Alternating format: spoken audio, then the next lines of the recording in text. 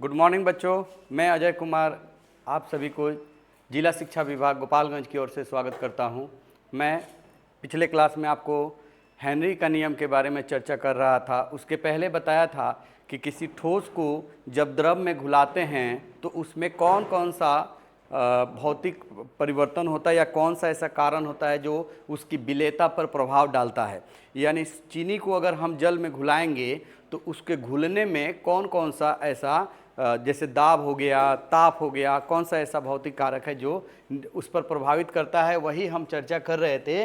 जिसमें बताए थे कि किसी गैस किसी ठोस को जब क्या चीज़ में घुलाते हैं, तो जब किसी ठोस को द्रव में घुलाते हैं तो उसकी विलेयता किन किन बातों पर निर्भर करता है। तो ताप पर निर्भर करता है और किस पर, दाब पर। ठीक है, तो ताप पर हमने बताया था, दाब पर के बारे में बताया था कि जब किसी द्रव के अंदर ठोस को घुलाते हैं, जब ठोस को घुलाते हैं तो इस पर दाब का कोई असर नहीं होता है। यानी किसी ठोस को जब द्रव में घुलाएंगे तो विलेयता पर दाब का कोई असर नहीं होता है, ये हम चर्चा किए थे। फिर आगे हमने बताया था कि ताप का क्या प्रभाव पड़ता है। उसके लिए दो प्रकार का अभिक्रिया की चर्चा किया गया था, दो प्रकार की अभिक्रिया की चर्चा किया गया था। जैसा कि आप जानते हैं, एक को बोलते हैं ऊष्मा शोषी और एक को बोलते हैं ऊष्मा छेपी। ठीक है, तो ऊष्मा छेपी की बात करते हैं जिसमें हमें ऊष्मा देना पड़ता है, ऊष्मा हमें क्या करता है, ऊष्मा निकलता है, एक्सोथर्मिक जिसको बोलते हैं, और एक होता है ऊष्मा शोषी जिसको बोलते हैं एंडोथर्मिक। इसमें हमें ऊष्मा देना पड़ता है, इंडो में ऊष्मा देना पड़ता है, एक्सो में ऊष्मा निकलता है, जिसके लिए हमने बताया था एंथैल्पी के नाम से जाना जाता है। चेंज इन एंथैल्पी, विलयन की जो एंथैल्पी होती है एक्सोथर्मिक के लिए नेगेटिव होता है, यानी 0 से कम होता है, और ऊष्मा शोषी के लिए क्या होता है, 0 से बड़ा होता है। ये हमने बताया था। फिलहाल के लिए आप ऐसे समझिए कि जब हम किसी ठोस को घुलाते हैं तो ठंडे पानी में कम घुलेगा, उसकी विलेयता कम होगा,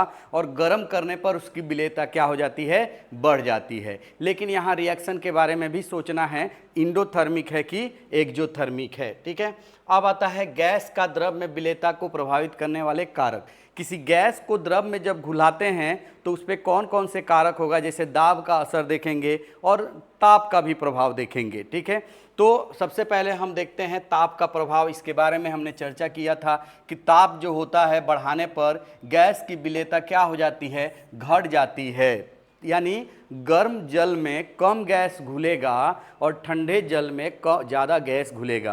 अर्थात ये कह सकते हैं कि जो जलीय जीव होते हैं, जो पानी होता है उसके अंदर बहुत कम मात्रा में क्या घुला हुआ रहता है, ऑक्सीजन। कई बार हमने चर्चा किया है कि जलीय जीव जो होते हैं वो जल वाला ऑक्सीजन को क्या करते हैं, ग्रहण करते हैं। ठीक है, और उसी से जीवित रहते हैं। लेकिन ये जो ऑक्सीजन है ये बहुत कम मात्रा में घुला हुआ रहता है। अब क्या होता है कि जब यहाँ गर्मी पड़ेगा, टेम्परेचर को हम इंक्रीज करते हैं, ताप को बढ़ाते हैं, तो ये जो गैस है इसको ऊर्जा मिलती है, इसका ऊर्जा बढ़ता है, जिस वजह से ये गैस क्या हो जाता है, यहाँ से निकल जाता है, जल से बाहर चला जाता है। इस स्थिति में यहाँ पर जलीय जीव क्या होते हैं, उनके लिए आरामदेह नहीं होता है, वो यहाँ रह नहीं सकते हैं, कंफर्टेबल नहीं होते हैं, तो नीचे की ओर चले जाते हैं। तो समुद्र में, नदी में, तालाब में गर्मी के दिन में जो मछली होती है या जो जलीय जीव होते हैं वो ऊपर सतह पे नहीं रहते हैं, वो कहाँ चले जाते हैं, नीचे की ओर चले जाते हैं। कारण क्या है कि गर्मी बढ़ने से ऊपर वाले जल का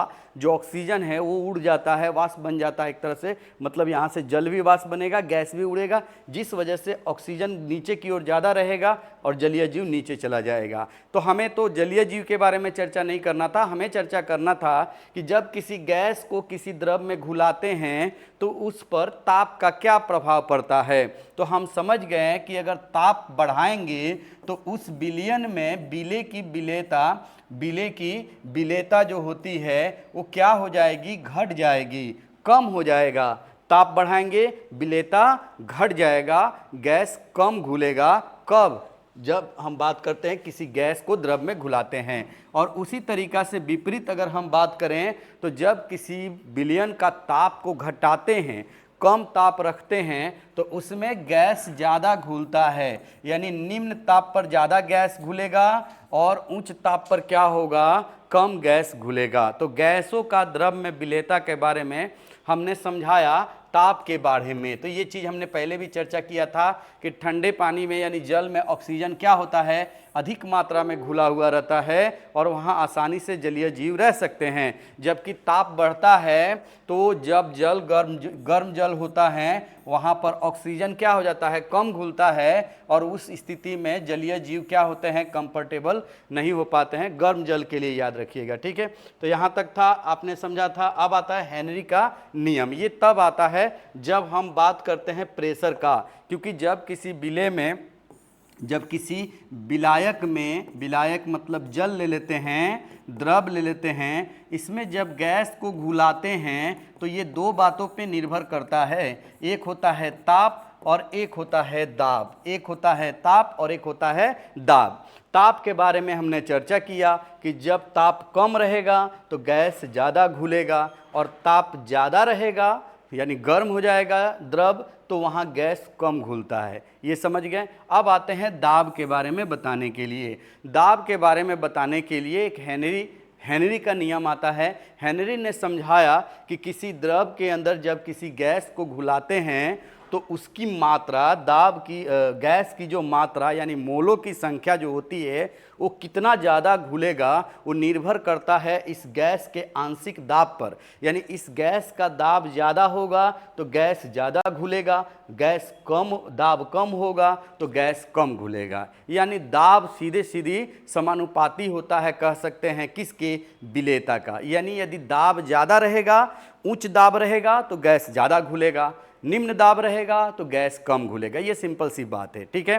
तो इसी के लिए क्या बताया गया, हेनरी का नियम बताया गया, जिसके बारे में हम चर्चा कहते हैं। आपको ये वेरी वेरी इंपॉर्टेंट याद रखना है, 5 मार्क्स के लिए पूछा जाता है एग्जाम में, आपको लिखने के लिए आता है बोर्ड एग्जाम में। हेनरी का नियम लिखें, हेनरी के नियम का अनुप्रयोग लिखिए, ऐसा करके आता है, 5 नंबर के लिए आता है, ठीक है। हमने आपको ये भी बताया था कि आंशिक दाब किसे कहते हैं, किसे कैसे होता है आंशिक दाब। एक बार और चर्चा कर देते हैं जल्दी में। मान लीजिए इस बर्तन, इस पात्र में दो गैस है, एक का नाम है ए है, एक का नाम बी है, ठीक है। और एक द्रव है, एक गैस है, वाष्पशील द्रव है, एक गैस है। यानी दोनों के द्वारा क्या लगेगा, प्रेशर लगेगा, दोनों के द्वारा क्या लगेगा, दाब लगेगा। यानी इसके दाब को, बी के दाब को हम क्या कहेंगे, तो P0 ए कहें, बी कहेंगे। इसके दाब को क्या मान लेंगे, P0 बी मान लेते हैं। कहने का मतलब है जीरो नहीं लगेगा यहाँ पर, ये आंशिक दाब में जीरो नहीं लगता है। हम आपको थोड़ा देर बाद बताएंगे, जब शुद्ध अवस्था में रहता है तो जीरो लगाते हैं।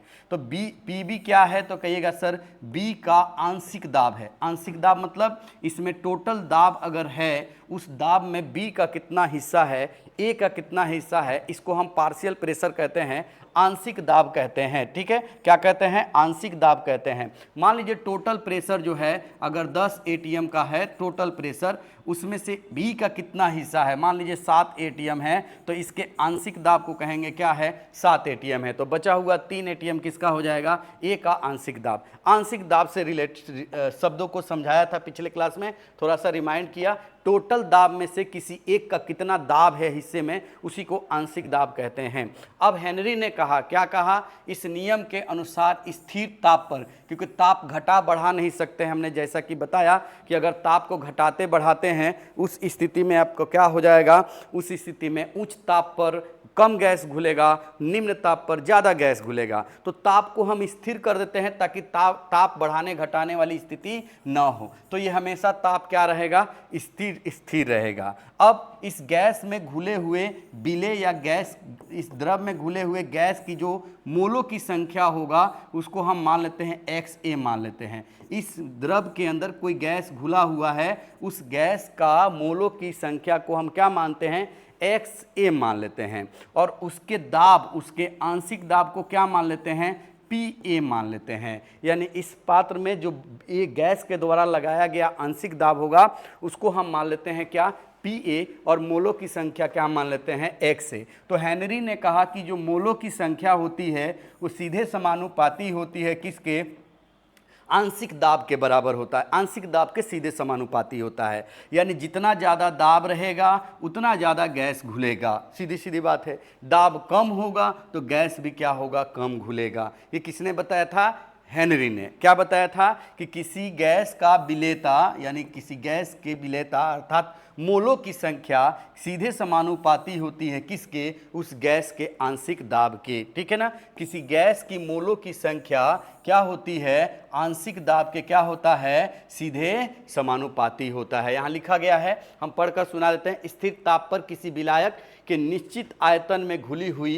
गैस का द्रव्यमान, द्रव्यमान की जगह पर हम क्या लेंगे, मोल अंश। जैसा कि हमने बताया था कि अगर द्रव्यमान पता हो तो मोलों की संख्या निकाल लेंगे, मोलों की संख्या निकाल लेंगे तो मोल अंश भी निकाल लेंगे। तो मोल अंश उस गैस के किसके, आंशिक दाब के क्या होता है, समानुपाती होता है। 3 वर्ड याद रखेंगे, मोलों की संख्या किसके, आंशिक दाब के क्या होता है, समानुपाती होता है। वही हमने लिखा, मोलों की संख्या आंशिक दाब के क्या होता है, समानुपाती होता है। जब आप यहाँ से समानुपाती का चिन्ह हटाकर बराबर चिन्ह देते हैं तो जैसा कि आपको पता है एक कांस्टेंट, एक स्थिरांक लाया जाता है और ये साधारणतः उस व्यक्ति के नाम पर रखा जाता है या वो रख दिया जाता है जिन्होंने ये बातें बताई थी। तो यहाँ पे हम जब इसको बराबर चिन्ह लगाएंगे तो यहाँ पर आप देख सकते हैं कि हेनरी नियतांक आता है जिसको कैपिटल के और कैपिटल एच के नाम से डिनोट किया जाता है। ठीक है, तो के एच से डिनोट करते हैं जिसको कहते हैं हेनरी स्थिरांक। क्या कहते हैं,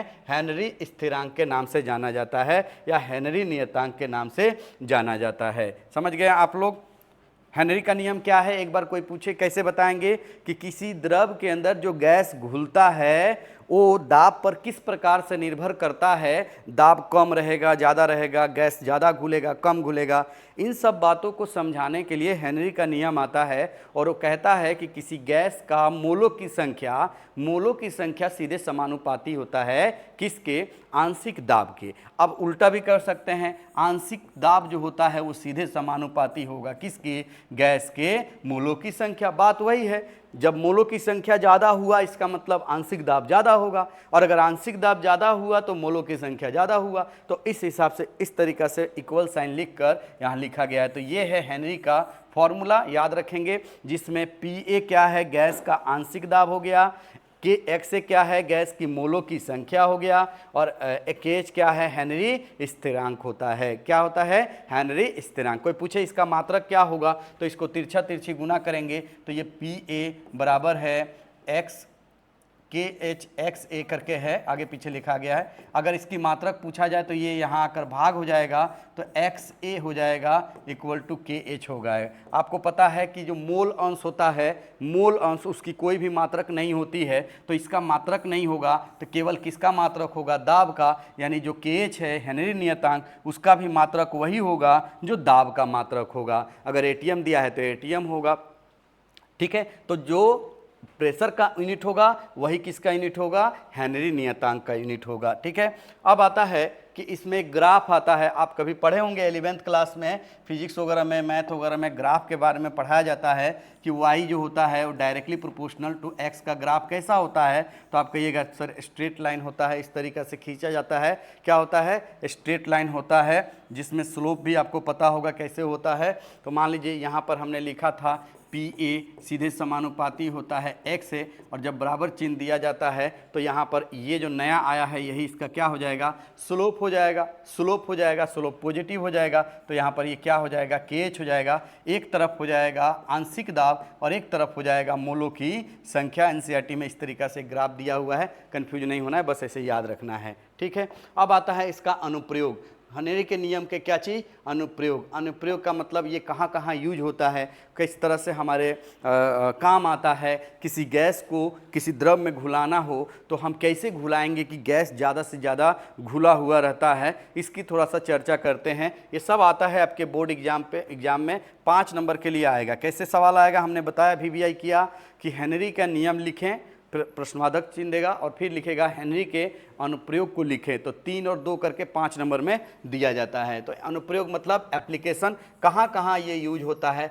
सबसे पहले तो कोल्ड ड्रिंक जो आप पीते हैं, कोल्ड ड्रिंक जो आप लोग पीते हैं, वो गर्मी के दिन में कोल्ड ड्रिंक को पी के बड़ा मज़ा आता है। क्यों मज़ा आता है? वैसे ही फ्रिज में अगर ठंडा पानी और नमक चीनी का घोल रख कर अगर पिया जाए तो उतना अच्छा नहीं लगता है, उतना मज़ा नहीं आता है पीकर, जितना कि आपको कोल्ड ड्रिंक यानी कोको कोला, स्प्राइट जो भी आप पीते हैं उसको पीकर अच्छा लगता है। तो सोडा वाटर या कोका कोला या अन्य सॉफ्ट ड्रिंक जो भी आप कोल्ड ड्रिंक पीते हैं, उसमें क्या होता है, उसमें एक गैस घुलाया जाता है। कौन सा गैस? CO2। ठीक है, तो मान लीजिए कि कोई द्रव है, द्रव का मतलब हो गया जल, शुगर, नींबू, इस सब का मिश्रण हो गया, विलयन हो गया। अब इसके अंदर क्या चीज़ घुलाना है? CO2 गैस घुलाना है। तो एक द्रव में एक गैस को घुलाने के लिए कौन सा नियम आता है? हेनरी का नियम। हेनरी का नियम क्या कहता है कि यदि उच्च प्रेशर, आंशिक दाब ज़्यादा होगा तो गैस ज़्यादा घुलेगा, मोलों की संख्या ज़्यादा होगा। तो हमें क्या करना है, जब CO2 की मात्रा को घुलाना है तो इसका प्रेशर क्या होना चाहिए? हाई प्रेशर होना चाहिए। तो क्या किया जाता है, बोतल के अंदर जब भरा जाता है तो कैसा दाब रखा जाता है? उच्च दाब पर क्या करते हैं, CO2 क्या होता है? ज़्यादा घुल जाता है। अब उच्च दाब पर बोतल के अंदर कौन सा गैस घुलाया जाता है? CO2। जैसे ढक्कन खोला जाता है तो उसका प्रेशर क्या होता है? कम हो जाता है। और जैसा कि आपको पता है कि कम प्रेशर होगा तो उसमें से गैस बाहर आएगा। तो जैसे आप ढक्कन खोलेंगे तो उसमें से झाग की तरह देखे होंगे कि आपको निकलते हुए नजर आता है। या जब आप पीते हैं, जब ठंडा ही पीते हैं तो उसमें गैस रहता है CO2 जो आप पीते हैं। नॉर्मल आप पानी जब पीजिएगा तो एक अलग तरह का आपका पूरा भरा हुआ जैसा पानी अंदर जाता है, लेकिन एक सॉफ्ट ड्रिंक पीते हैं तो उसके अंदर से गैस भी आप पीते हैं, पूरा का पूरा लिक्विड नहीं पीते हैं, और वही धीरे धीरे डकार के रूप में निकलते रहता है। आप देखे होंगे। तो क्या होता है, कितने प्रेशर पे भरा जाता है? सॉफ्ट ड्रिंक के अंदर उच्च दाब पर क्या भरा जाता है? CO2 गैस भरा जाता है। क्यों? ताकि CO2 गैस ज़्यादा घुलेगा। क्यों ज़्यादा घुलाना है? ताकि उसको जब हम ढक्कन खोलें, जब पिएं उसको, तो केवल हम लिक्विड ना पिए, केवल द्रव ना पिए, उसके साथ हम क्या पिए? कार्बन डाइऑक्साइड गैस भी हमारे शरीर के अंदर जाए। जहाँ जहाँ गैस जाएगा वहाँ वहाँ हमें ठंडक महसूस होते चला जाएगा, और कुछ देर के बाद वही गैस क्या होता है? बाहर भी निकल जाता है। जब क्या होता है, जब ढक्कन खोलते हैं तो इस गैस की क्या होता है? बुदबुदाहट के साथ क्या होता है? बाहर निकलने लगता है। जब आप किसी कोल्ड ड्रिंक का, सॉफ्ट ड्रिंक का ढक्कन खोलते हैं तो प्रेशर कम होता है, इस वजह से वो गैस बाहर निकलना शुरू हो जाता है। तो पहला समझ गए, हेनरी का नियम का पहला अनुप्रयोग कहाँ होता है? सोडा वाटर में या कोल्ड ड्रिंक में क्या भरा जाता है? तो कहिएगा, कोल्ड ड्रिंक में CO2 गैस घोला जाता है, उच्च दाब पर घोला जाता है। दूसरा कहाँ यूज होता है? गोताखोर जो होते हैं, जो समुद्र के अंदर जाते हैं, जो ऑक्सीजन का टैंक लेकर जाते हैं, तो वो क्या होता है, जैसे नीचे जाते हैं पानी के अंदर, जैसे जाएंगे तो चूंकि पानी का दबाव बहुत ज़्यादा हो जाता है, तो कोई भी इंसान जब जल के अंदर जाता है तो उस पर दाब ज़्यादा लगने लगता है। जब नीचे जाते हैं तो यहाँ उच्च दाब हो जाता है। क्या हो जाता है? उच्च दाब हो जाता है। ठीक है, अब उच्च दाब हो गया तो जो हम ऑक्सीजन ग्रहण करते हैं तो ब्लड में घुलता है। ब्लड के अंदर क्या होता है? ऑक्सीजन घुलता है। ब्लड हो गया द्रव, और उसके अंदर कौन सा गैस घुलेगा? ऑक्सीजन गैस घुलेगा। तो उच्च दाब के कारण अगर हम गोताखोर अगर अपने सिलेंडर में ऑक्सीजन गैस लेके जाते हैं तो उच्च दाब के कारण ऑक्सीजन गैस कहाँ घुल जाएगा? तो हमारे ब्लड में बहुत ज़्यादा मात्रा में क्या हो जाएगा?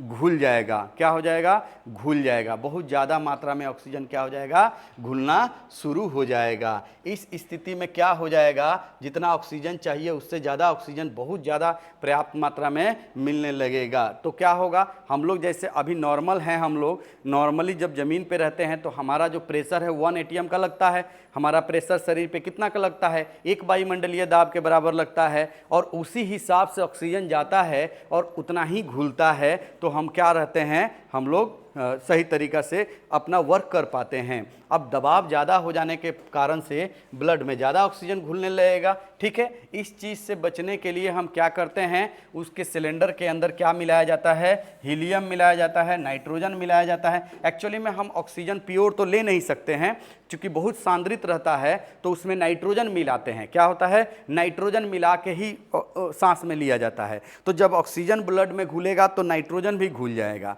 अब होता क्या है कि जब वो बाहर आते हैं, समुद्र के सतह पर आते हैं, तो चूंकि हमारे शरीर में ऑक्सीजन तो घुला ही है, साथ में नाइट्रोजन भी घुला हुआ है, और वही नाइट्रोजन क्या होता है, वो बाहर निकलना शुरू होता है। और जब बाहर निकलता है तो बहुत दर्दनाक होता है, बहुत दर्द होता है उस व्यक्ति के, जो क्या होता है, ऑक्सीजन के साथ नाइट्रोजन को ग्रहण किया रहता है। इसलिए अब यहाँ दो तीन बातें हैं। ऑक्सीजन प्योर नहीं लिया जाता है, उसमें क्या मिलाया जाता है, नाइट्रोजन मिलाया जाता है। नाइट्रोजन क्यों मिलाते हैं, क्योंकि बहुत ज़्यादा गाढ़ा हो जाएगा ऑक्सीजन, इसलिए उसको पतला करने के लिए नाइट्रोजन मिलाते हैं। अब सवाल यह है कि नाइट्रोजन मिलाने से क्या हो जाएगा, तो उच्च दाब में नाइट्रोजन ब्लड में घुल जाएगा, लेकिन ये ब्लड में विलय तो होगा नहीं। ऑक्सीजन तो काम आ जाता है, लेकिन नाइट्रोजन तो काम आएगा नहीं। तो जैसे सतह पर आएंगे तो ये नाइट्रोजन ब्लड से क्या होता है, निकलना चाहता है, और इस स्थिति में क्या होता है, एक बीमारी जैसा होता है, जिसको नाम देते हैं क्या, बैंड्स के नाम से जाना जाता है, जो क्या होता है, ये बहुत दर्दनाक और जानलेवा होता है। अब क्या करें, अब प्योर ऑक्सीजन ले नहीं सकते, क्योंकि ये ज़्यादा गाढ़ा हो जाएगा, इसमें नाइट्रोजन मिलाना जरूरी है। तब क्या करते हैं, तब इसमें हीलियम मिलाते हैं। क्या मिलाते हैं, हीलियम। क्यों मिलाएंगे, क्योंकि हीलियम जो होता है वो ब्लड में नहीं घुलता है, खुद नहीं घुलेगा, नाइट्रोजन को भी घुलने से रोकेगा, तो केवल कौन घुलेगा, ऑक्सीजन। तो इस बीमारी से बचने के लिए जो गोताखोर होते हैं वो अपने टैंक के अंदर क्या क्या मिलाते हैं, ये पूछा जाता है। हीलियम, नाइट्रोजन और ऑक्सीजन तो रहेगा ही। ऑक्सीजन का मिश्रण होता है, किसका होता है, ऑक्सीजन का होता है। कौन कौन सा गैस, हीलियम, नाइट्रोजन और क्या, ऑक्सीजन। आपके ऑब्जेक्टिव में पूछेगा गोताखोर के सिलेंडर के अंदर ऑक्सीजन के साथ और कौन कौन सा गैस होता है। प्रतिशत नहीं पूछता है, प्रतिशत याद नहीं रखना है, केवल याद रखिएगा हीलियम मिलाया जाता है। कौन सा गैस, हीलियम गैस मिलाया जाता है। क्यों मिलाया जाता है, इसका कारण पूछा जाएगा, तो आप कहिएगा कि अगर हम केवल ऑक्सीजन लेके जाएंगे तो वहाँ पर समुद्र के नीचे क्या हो जाता है, बहुत ज़्यादा क्या हो जाता है, प्रेशर होता है। उच्च दाब के कारण ऑक्सीजन ज़्यादा गाढ़ा हो जाता है, जिसके कारण वो घुल नहीं पाता है, तो उसमें मजबूरी में नाइट्रोजन मिलाना पड़ता है। लेकिन नाइट्रोजन जब मिला कर ले जाते हैं तो ये ब्लड में समा जाता है, मिल नहीं पाता है। फिर जब बाहर आते हैं तो यही नाइट्रोजन बाहर निकलने की कोशिश करता है, जिस स्थिति में एक दर्दनाक बीमारी होता है जिसका नाम है क्या, बेंट्स बीमारी है। और इससे बचने के लिए हम मिलाते हैं हीलियम। हीलियम क्यों मिलाते हैं, क्योंकि ये ब्लड में नहीं घुलता है, ब्लड में नहीं घुलता है, तो नाइट्रोजन भी कम घुलेगा और हीलियम तो घुलेगा ही नहीं, तो इस बीमारी से बचत हो जाता है। तो यहाँ तक आपने सीखा, क्या क्या सीखा, हेनरी के नियम के 2 अनुप्रयोग सीखा। ये सारा कहानी कब होता है, जब किसी गैस को द्रव में घुलाते हैं तो गैस ज़्यादा घुलेगा कम घुलेगा, इस बात को समझाने के लिए हेनरी ने नियम बताया। क्या बताया कि जब किसी गैस को द्रव में घुलाएंगे तो गैस का जो आंशिक दाब होगा वो ज़्यादा होगा दाब, तो गैस ज़्यादा घुलेगा, ठीक है। कम रहेगा दाब तो गैस कम घुलेगा। तो आप समझ सकते हैं कि अगर कहीं द्रव में गैस को घुलाना है तो ज़्यादा प्रेशर से घुलाएंगे तो ज़्यादा गैस घुलेगा, कम प्रेशर में घुलाएंगे तो कम गैस घुलेगा। यहाँ तक क्लियर हो गया आप लोग को। इसका 2 अनुप्रयोग याद रखेंगे, सोडा वाटर और इस तरीक़ा से। एक और होता है, जैसे मान लीजिए जो पहाड़ी क्षेत्र होता है, आप जानते होंगे पहाड़ी क्षेत्र यानी ऊंची जगह जो होता है वहाँ पर वायुमंडलीय दाब घटते जाता है। अभी हमारा पृथ्वी के जो नॉर्मल सतह है वहाँ एक वायुमंडलीय दाब माना जाता है, जो हवा हमें दबा रहा है, हमारे शरीर को दबा रहा है, तो इस प्रेशर का वैल्यू 1 एटीएम हो जाता है, ठीक है। जैसे जैसे ऊंचाई बढ़ेगा तो ये प्रेशर कम हो जाएगा। तो ऊंचाई बढ़ने से प्रेशर जब कम होगा तो जो हम सांस में ऑक्सीजन ले रहे हैं इसको प्रेशर कम मिलेगा तो ब्लड में कम घुलेगा। ऑक्सीजन कम घुलेगा तो ऊंचाई जगहों पर रहने वाले व्यक्ति के दिमागों तक कम ऑक्सीजन पहुंचेगा, सप्लाई क्या होगा, कम होगा। तो धीरे धीरे क्या होगा, उनकी सोचने की जो क्षमता है उस सतह पर रहने वाले लोगों से उनकी सोचने की क्षमता थोड़ा सा क्या हो जाती है, कम हो जाती है, ठीक है। ये हम कब की बात कर रहे हैं? जहाँ पे ऊंचाई पे जो पहाड़ पे रहते हैं उनकी और जो सतह पे रहते हैं उनकी तुलना कर रहे हैं, हम साइंस के हिसाब से कर रहे हैं, अन्यथा ना ले किसी कोई भी व्यक्ति से। क्योंकि जब ऊंचाई बढ़ेगा तो प्रेशर घटेगा, प्रेशर घटेगा तो जो ऑक्सीजन हम ले रहे हैं सांस में वो ब्लड में कम घुलेगा, ब्लड में कम घुलेगा तो ऑक्सीजन की सप्लाई कम होगा, तो उनकी सोचने समझने की क्षमता क्या हो जाएगी, थोड़ा सा कम हो जाता है। तो ऊंचाई पे रहने वाले लोगों के पास प्रेशर कम होने के कारण से ऑक्सीजन कम घुलता है। सतह पर 1 ATM होता है तो यहाँ पे अच्छे से घुलता है। आप देखे होंगे कि जो अंतरिक्ष में जाते हैं तो एक ड्रेस पहन कर जाते होंगे, देखे होंगे व्हाइट कलर का, वो ड्रेस नहीं खोल सकते हैं क्योंकि वहाँ प्रेशर ही नहीं है। प्रेशर नहीं है तो क्या हो जाएगा, तो अगर प्रेशर नहीं है शरीर में तो ऑक्सीजन जो लेंगे वो ब्लड में घुलेगा ही नहीं, क्योंकि ऑक्सीजन गैस है और ब्लड हमारा लिक्विड है। अभी अभी हेनरी ने बताया कि जब प्रेशर ज़्यादा रहेगा तो गैस ज़्यादा घुलेगा, प्रेशर रहेगा ही नहीं, प्रेशर 0 तो गैस भी घुलेगा नहीं, ब्लड में नहीं घुलेगा तो क्या हो जाएगा, उनका डेथ हो जाएगा। तो आप देखे होंगे फिल्मों वगैरह में कि वो है रहते हैं, पहने रहते हैं ड्रेस, कहीं फट जाता है या हेलमेट रहता है टूट जाता है तो कुछ देर के बाद उनकी मौत हो जाती है। क्यों? हमारे यहाँ ज़रूरत नहीं है पहनने का उस तरह का। क्यों नहीं है? क्योंकि हमारा जो वायुमंडल है, जो हवा का दबाव है, वो पहले से ही 1 ATM लगा रखा है, उतना प्रेशर लगा रखा है जितना के चलते ऑक्सीजन हमारे शरीर में ब्लड में अंदर घुल जाएगा। और जहाँ पे नहीं है वहाँ आर्टिफिशियल तरीका से क्या करेंगे, प्रेशर हम लोग क्या करेंगे वहाँ पर देना पड़ता है। ठीक है ना। अब आता है राउल्ट के नियम। आप राउल्ट के नियम 3-4 जगह पढ़ने वाले हैं तो ध्यान से समझेंगे। ये 5 मार्क्स वाले क्वेश्चन को चर्चा कर रहे हैं। जैसा कि आपको पता है ये चैप्टर का आखिरी दौर चल रहा है। राउल्ट का नियम पढ़ेंगे, आदर्श अनादर्श विलयन पढ़ेंगे, उसके बाद विलयन का अणुसंख्यक लास्ट होगा वो सवाल, अणुसंख्यक गुणधर्म किसे कहते हैं। तो इस तरीक़ा से ये जितने भी चर्चा अब चल रहा है ये 5 मार्क्स का सवाल है, यही पढ़ेंगे। आज पढ़ेंगे राउल्ट्स का नियम पढ़ेंगे, उसके बाद आपका पढ़ेंगे अणुसंख्यक गुणधर्म पढ़ेंगे, ठीक है, राउल्ट की सीमाएं पढ़ेंगे, आदर्श अनादर्श विलयन पढ़ेंगे और आपका इसमें अंतर पढ़ेंगे। यही आपका रह गया। शुरू करते हैं राउल्ट का नियम। ठीक है, किसे कहते हैं, राउल्ट का नियम पढ़ते हैं। राउल्ट का नियम आप 2 तरीका से पढ़ेंगे। अगर आप किसी द्रव को घुलाते हैं, किसी गैस, किसी विलायक के अंदर बीले को घुलाते हैं, उस स्थिति में जो घुलाने वाला पदार्थ है वो 2 प्रकार का होगा। ध्यान से सुनेंगे। मान लीजिए ये द्रव है, ये क्या है, ये द्रव है। ये द्रव क्या होता है, ये 2 प्रकार का होगा। ध्यान से सुनेंगे। एक होता है वाष्पशील, एक होता है वाष्पशील और एक होगा अवाष्पशील। एक को क्या नाम देंगे, अवाष्पशील। वाष्पशील का मतलब आप समझ गए, अवाष्पशील। वाष्पशील और अवाष्पशील किसे कहते हैं, ऐसा द्रव, ऐसा लिक्विड जो खुद ही क्या बन जाए, वेपोरेट होते रहे, मतलब वाष्प में बदलते रहे। हम गर्म नहीं करेंगे, खुद ब खुद क्या होगा, वाष्प में बदलते रहेगा। जैसे द्रव हो गया, पानी हो गया, जल कहीं रख दीजिएगा, ग्लास वगैरह में रख दीजिएगा तो कुछ दिनों में वो खुद से खुद क्या हो जाता है, गायब हो जाता है। ऐसा नहीं कि वो गिलास पी गया। होता क्या है ना कि जो गर्मी बढ़ता है जिस वजह से क्या होता है, जो जल है वो वेपर में बदलना शुरू हो जाता है। तो वैसा पदार्थ जो वाष्प में बदले उसे हम कहेंगे वाष्पशील, और जो नहीं बदले उसे कहेंगे अवाष्पशील। जैसे नमक हो गया, चीनी हो गया, यूरिया हो गया, ये सब चीज़ें जितना रखेंगे वो सेम रह जाएगा, चाहे 6 महीना, साल भर, इस तरीक़ा से जितना भी दिन रखना चाहे रख दीजिए, वो वाष्प में नहीं बदलता है। तो जल क्या हो गया, वो एल्कोहल, जल, ये सब क्या होता है, जैसे रखेंगे वो वाष्प में बनना शुरू हो जाता है, तो उसे कहेंगे वाष्पशील, और जो वाष्प में नहीं बदलेगा उसे कहेंगे अवाष्पशील पदार्थ। उसी तरीक़ा से जो पदार्थ इसके अंदर मिलाएंगे, जो विलय होता है वो भी 2 प्रकार का होगा। एक होगा वाष्पशील और एक होगा अवाष्पशील। वाष्पशील मतलब जो वाष्प में बदलेगा, जो अवाष्पशील मतलब जो वाष्प में नहीं बदलेगा। यहाँ तक समझ गए।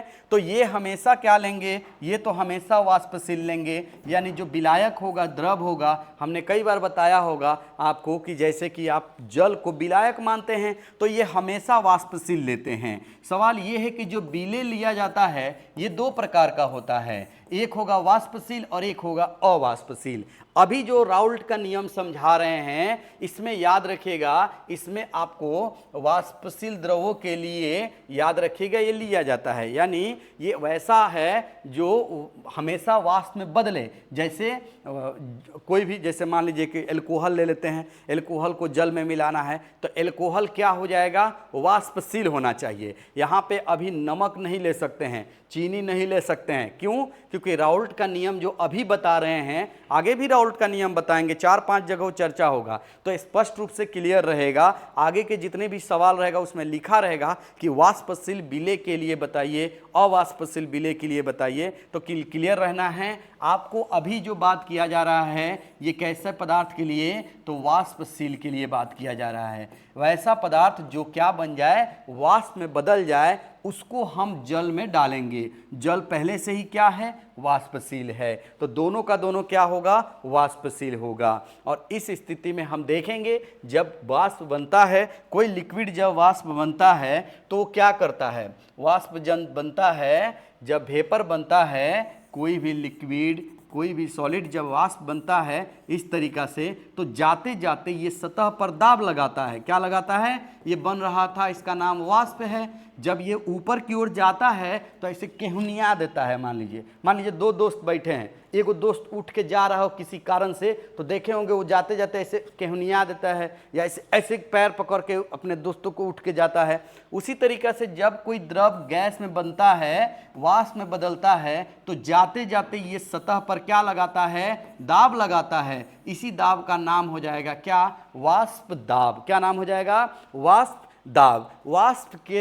वाष्प के द्वारा सतह पर लगाए गए दाब को क्या कहेंगे, वेपर प्रेशर, यानी क्या कहेंगे, वाष्प दाब। अब इसी वाष्प दाब से रिलेटेड कुछ बातें बताया है राउल्ट ने, जिसको हम अगले क्लास में चर्चा करेंगे। आगे हम लोग इसी को चर्चा करेंगे। इसके बाद आएगा आपका, इसी पर आधारित आएगा आदर्श और अनादर्श विलयन, जिसकी चर्चा करेंगे।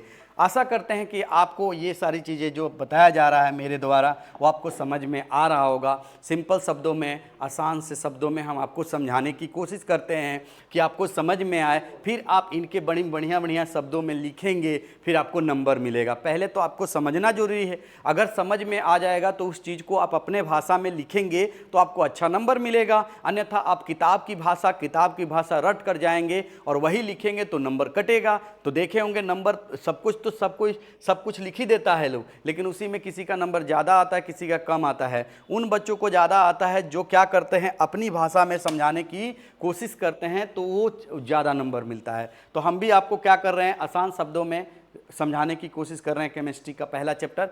और इसी के साथ अब नेक्स्ट क्लास में आप लोगों के साथ मिलते हैं। धन्यवाद।